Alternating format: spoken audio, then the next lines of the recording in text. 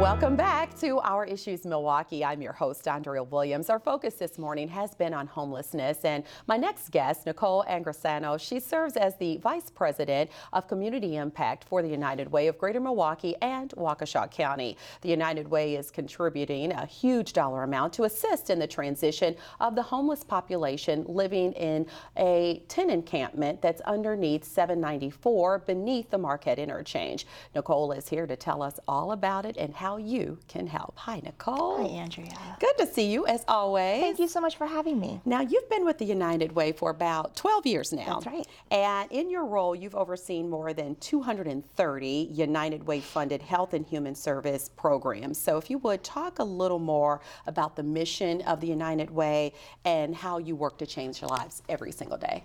Absolutely. Well, I'm so grateful to go to work every day at United Way. And the reason is that we do the work of connecting human capital and financial capital to our community's greatest needs. What our job is to do is to get out there right now and raise dollars and then invest those dollars in the programs and the initiatives and the people that are doing incredible work and seeing incredible outcomes across our 4-county region. All right. So with that said, as I mentioned, our focus has been on homelessness this morning. So the United Way of Greater Milwaukee and Waukesha County, you just held a one-day event dedicated to serving individuals who experience homelessness, and it's called Project Homeless Connect. It's a pretty big deal. Tell us all about that. You know, Project Homeless Connect is an extraordinary thing. This was our 10th year of doing this in partnership with the city and the county and a number of nonprofits and Marquette University, and the partnership list goes on. And I say that because this is really a testament to what happens when folks come together around a single mission. And the mission of Project Homeless Connect is to make sure that all the people in our community that are experiencing homelessness have access on that day to services and products that they need. And those include things like winter boots and winter coats, food, perhaps most importantly, the resources, the live action resources of actually trying to get housing at that time, but also some things that maybe viewers wouldn't think about, like headshots. Imagine trying to get identification or establish housing and things without addresses or pictures of yourself, things that a lot of us take for granted. There were flu shots, vision screens, and so we're just really, really blessed to live in a community. Hundreds of volunteers make that activity happen. And what happens at Project Homeless Connect that's unlike almost any volunteer activity you would ever see is that every single attendee is matched one-to-one with a volunteer. It's just incredibly dignified and thoughtful the way that it goes, and I hope that viewers will join us next year for what will be our 11th. That's awesome. So you really did think of everything, because you had hairdressers and barbers out there as well. That's exactly right. I'm glad you mentioned that. That's awesome. So you have another big event, and I want everyone to kind of mark their calendar so they can stay abreast. It's coming up on Saturday, November 23rd, the Safe and Stable Homes Pantry Project.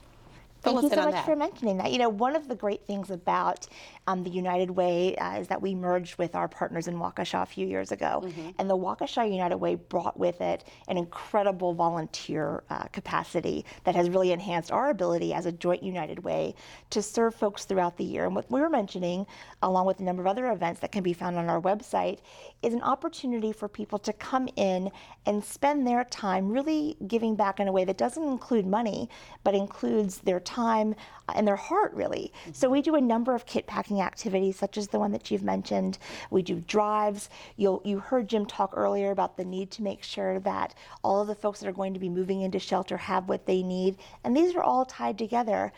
Spend a few hours packing lunch kits, spend a few hours packing emergency kits. A lot of these things are things that you and I take for granted because we have them on us at all times. But we've done feminine hygiene products. We're going to be doing winter coats, making sure that our community members have the opportunity to participate in this. And I can tell you, when volunteers come and they do this, they get as much as they give. Yeah, that's what it's all about. And this particular event that's happening November 23rd is at the United Way Johnson Controls Volunteer Center at 200 West Pleasant Street. That's from 9 a.m. to 12 noon. And another event is Saturday, December 7th, Winter Bites, Winter Recess Meal Kit. Yes. So again, we have one of these activities going on almost every day. This is the season of caring. Yeah. We have an incredibly generous community, and whether it's at United Way or on site at work workplaces or even in community settings, there are so many opportunities to come in and help out. One of the things I like most about the kit packing is that you can actually bring your kids to that in cases too, which I think is really important to make sure that young people, particularly within the season of giving that's upon us and the season of receiving that many of our children are blessed to have the opportunity to do and give back. And so yes, please join us, whether it's at our beautiful Johnson Controls Volunteer Center. We're so lucky to have a corporate partner like Johnson Controls. Or we can even host these at your site, at your place of worship, at your school, in your home.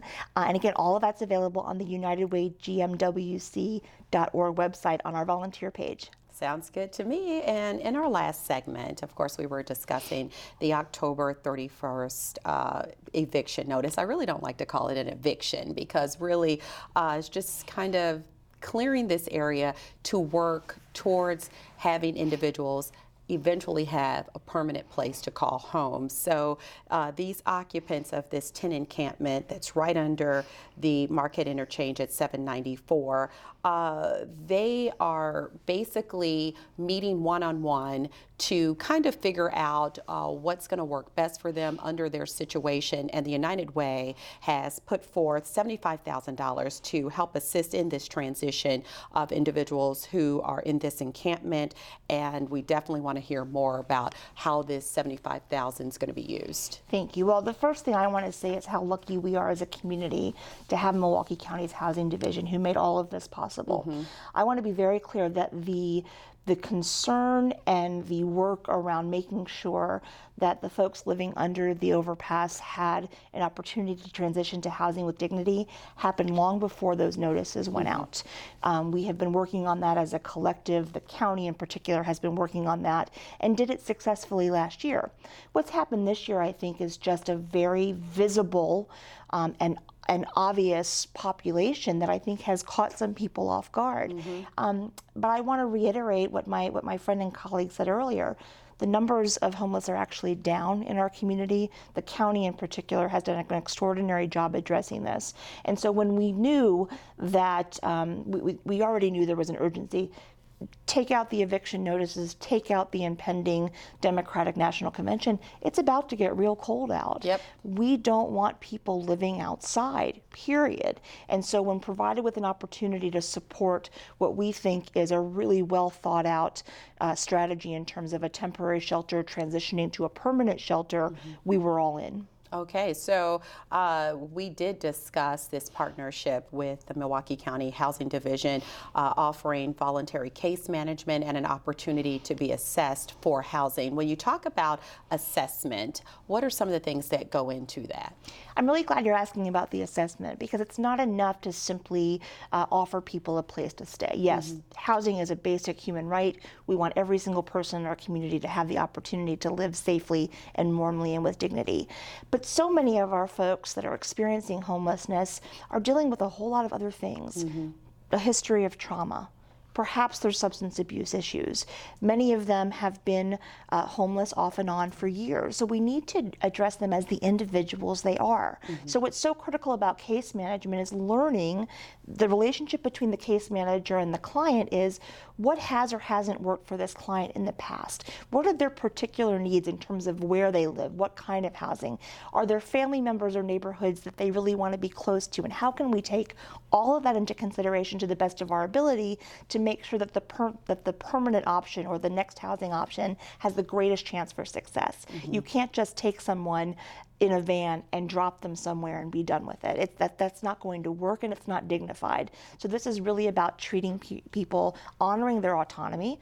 There may be people who don't want to accept this opportunity and we need to accept that as well. But in those cases that someone wants housing, we're going to do everything we can to make sure they get the kind of housing that's going to work for them. Yeah, and it's interesting that you bring up those points because in doing my research, I realized that some of these encampments ended up where they were because they were really in proximity to resources that were convenient for these individuals. And so you saying, hey, if you want to be near this or that, we take that into consideration. That's so right, and you see that it's good to pattern all know. over the country. There are communities where people who are experiencing homelessness will congregate more than others because they get the help they need. And I think we have to embrace the fact that in Milwaukee we have a lot of wonderful partners who are doing everything they can every day to make sure this population gets what it needs. Yeah, and United Way is assisting in the funding, as I said, needed to adequately staff these locations and other expenses related to establishing a new home or apartment. So